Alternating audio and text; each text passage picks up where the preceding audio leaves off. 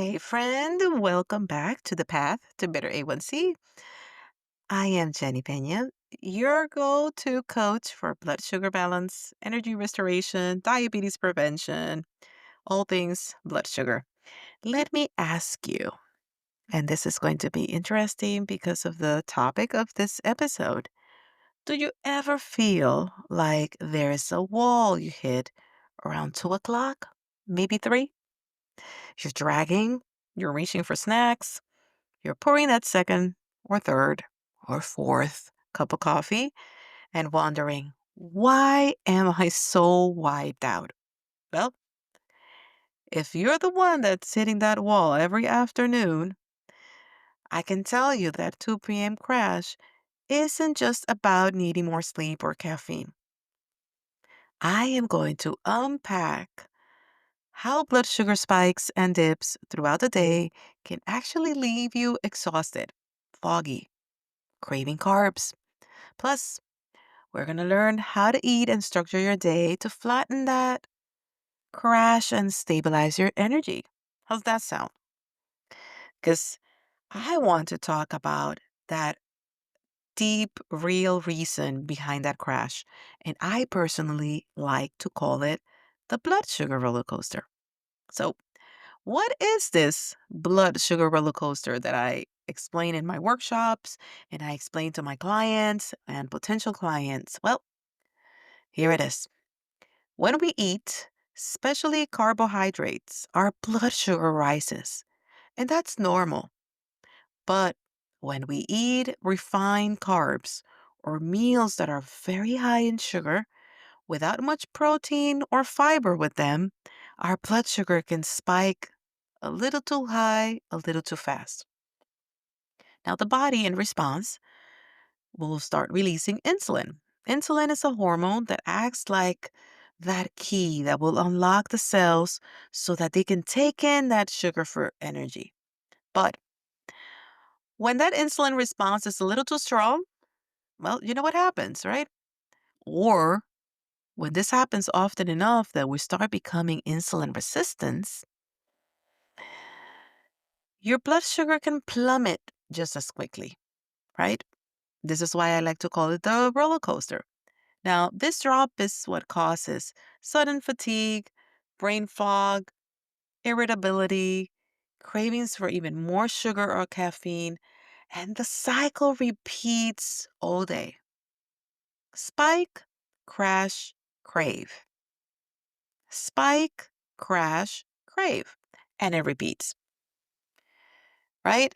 And there are articles out there, right? Like there was an article from Harvard Health Publishing that talks about how simple carbs can cause this rapid spike in glucose, and it just follows a steep drop. And that will trigger fatigue and more cravings because your body's trying to get that energy.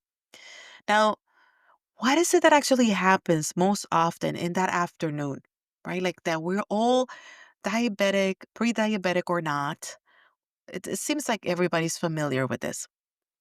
So, why is this so common in the mid afternoon? Well, let's rewind. Let's take a look at breakfast and lunch because that's actually what set the stage. If you started your day with something like a muffin and coffee, or like how I used to start my day, which was a very large coffee with lots of cream, extra sugar, and a butterball, that was me for years. Or toast with jelly, or even a fruit smoothie or a fruit salad. That was another go to for me years ago with no protein whatsoever. Well, your body started the day on a sugar spike. So you may have felt alert at first, but then by lunchtime, your energy is already unstable, right? You didn't get a balanced meal to start. So now, if lunch is another carb heavy meal, because mind you, you're going to be hungry, you're starving, you need energy. So you're going to gravitate towards that carb heavy meal. It could be pasta, it could be pizza, sandwich with chips and fries and soda. And all of these things are piling up, and then you get another spike. So by 2, 3 o'clock, hey, your blood sugar is tanking again, leaving you exhausted and craving more sugar to bring it back up. It's not a caffeine problem. It's not a motivation problem. It's a blood sugar problem.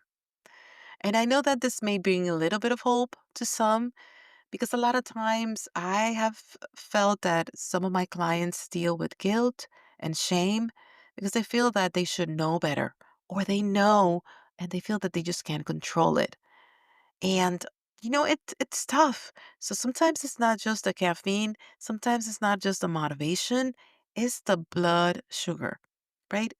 And that reactive drop of blood is called hypoglycemia, right? Um, and that reacted hypoglycemia is when the blood sugar drops after meals. It actually can lead for you to feeling shaky, to feel fatigue, to have difficulty concentrating. See how sometimes, and I remember I used to try not to leave for things that required a lot of my energy towards the afternoon because I was exhausted. And this applies to everybody. This is not just people with diabetes. Even if you're not a diabetic, you are probably familiar and maybe you're nodding your head as I am mentioning this. I think everybody experiences this one way or another. Now, the big picture, right? Like, why does this even matter, beyond fatigue? Like, why should I even be worried about this? Well, these repeated highs and these repeated lows, they don't just affect your energy. This is not about the energy alone, but they can actually wear out your insulin response. And that's where the connection with this has to do with insulin resistance that a lot of people talk about these days. Weight gain, especially around the belly, and then eventually that development of prediabetes and diabetes. So even if your blood work looks normal, watch this crashes and see it as red flags. And start making changes, right? Your body is giving you clues before an actual diagnosis shows up. And I tell this to my clients a lot. I tell them it's going to take time for you to reverse certain things because it took time for you to develop diabetes or prediabetes. It was not a momentum thing that in a blink of an eye you had this diagnosis. It was a process that took some time. And there's an article from the American Diabetes Association that actually explains what insulin resistance is. So it has to do a lot with these blood sugar fluctuations over time, and they lead to insulin resistance, and then that actually increase risk for other chronic disease, right? And that can happen even when a fasting glucose is in range. Right? This is what is more alarming. This is why I love to bring these things into light because yes, I know that there is a pre-diabetes concern and diabetes concern, but if you catch these things early enough, you may be able to prevent this from developing. So, how do you get off this roller coaster? We already talked about what the roller coaster is. Why is it important to understand? Well, let's talk about solutions. I always like to bring light as to what is happening, a little bit of the science. But now let's talk about solutions, solutions that you can start working on right now, the moment that you stop listening to this. How do you stabilize blood sugar so that you can stop riding this crash and crave cycle? The easiest, simplest thing that you can start switching, starting today. Aim for 25 to 30 grams of protein in the morning. Make sure you start with a protein heavy breakfast because studies show that it stabilizes your blood sugar, not just for that moment, but for the entire day. It will reduce your cravings. I actually have a post in my blog. It is the breakfast experiment. I can definitely link it in the show notes, but I actually did an experiment and tested different breakfasts, including skipping it, and was very mindful as to how I felt right after I ate it, 2 hours after, what type of cravings I had. And I could attest to this, that when I had a high protein breakfast, I was more focused, I had more energy, I didn't have as many cravings. It was a lot of positives. So something for you that I would actually encourage you to try. You don't need to take all my advice. Try it and see if it's true. Now I can tell you the American Journal of Clinical Nutrition does back me up. Says as protein-rich breakfast improves post-meal glucose response and actually reduces your appetite throughout the day. So this is something that is known. Now, what is an example?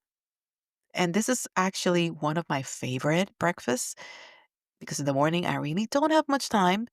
I love having eggs with some berries and spinach. That's my go to typically on weekends. But during the week, I am very busy. So, what I typically do is get some Greek yogurt, add some chia seeds, and some berries. And that is my favorite breakfast. I do drink coffee, 1 cup in the morning. I add some collagen peptides. I add a splash of cream, no sugar. And that keeps me with energy for the entire morning. Now, the next solution is to use the steady plate or the balance plate. I like to call it the steady plate, but the balance plate method. And what does that even mean? It means that at each meal, every meal, you're going to have a source of protein, you're going to have healthy fats, you're going to have carbs that are rich on fiber content, and also non starchy vegetables, right? Protein, chicken, beef, tofu, eggs, healthy fats like olive oil, avocados, nuts, fiber rich carbs like beans, sweet potatoes, quinoa, and non starchy vegetables like your greens, your leafy greens, your broccoli, peppers. This combination actually slows the digestion. It helps you avoid that rapid rise and crash, right? It avoids that roller coaster of the glucose. So, we already talked about okay, start with your breakfast, then focus on balancing your plate. I typically recommend to start with one and then keep building from there. Now, watch your liquid carbs. That's like my next thing. Try not to drink your carbs. And I would even dare to say, try not to drink your calories. Sodas, juices, sugary coffee drinks, right? Because coffee, I know that there are a lot of theories around it because of the cortisol levels and all of that. If you take it in excess, it could actually create some problems with your sleep and your cortisol levels. But I'm talking about these sugary drinks. I'm talking about these mainstream coffee shops that have all of these add-ons to the coffee. So it's almost like having dessert. So I'm talking about this. And even some smoothies, if they're not balanced, if they don't have these components that I mentioned before about the balance plate and they're loaded with sugar and they're loaded with fruit, even if it's natural fruit, it is still a lot of carbs. You need to pair it with some sort of protein powder and add some healthy fats in it because some of them can actually trigger major spikes. So pair your food well and switch to lower sugar versions. And if it is hard for you, start slowly. It was a process for me to even get rid of table sugar altogether in my house and get like pretty much juice and all of that. It's almost like a once in a blue moon sort of thing. I eliminated those because I knew they were not doing well for me. And then I have another last tip that I keep talking, and I'm sorry I sound repetitive, but that 10-15 minute walk after lunch, it does help lower your post-meal blood sugar levels. It prevents that mid-afternoon dip, and it actually helps you with focus, creativity, and your mental health. So, having a mindful lunch and going out for a walk 10-15 minutes, the benefits are just amazing. It does reduce that post meal glucose and it helps with insulin resistance. Now, if you're experiencing this, I want to say you're not alone. I am almost sure that everybody, whether they're diabetic, pre-diabetic, or not, they have experienced this. So the afternoon crash, the constant cravings, the brain fog, it's not because you're lazy, it's not lack of power. Your body is working hard, but it's being pushed through spikes and crashes that leave you feeling just completely worn out. So this is one of the early signs of blood sugar dysregulation and one of the easiest to address once you know how. So I will say, if this episode made you go, wait, that's me, then I want to invite you to join me. I do have an upcoming free event, and it is the Energy Fix Workshop. It's on Thursday, May 29th at 1 p.m. Eastern, and we're going to dig into why you're tired even when you're doing everything right, what blood sugar has to do with energy and cravings, how to use food and simple habit shifts to get your energy back. Right? So register now. You can go at www.jennypena.com/workshop or DM me in Instagram, send me an email. You can let me know and I will send you the link so that you can register. It is free, but you need to register. And next week, we're going to talk about something very interesting that has to do with brain fog and focus, and how your blood sugar and your hormones might be at the root of all of this. So, until then, I'll ask stay steady, stay energized, and start with one habit at a time. You've got this. Until the next one, bye.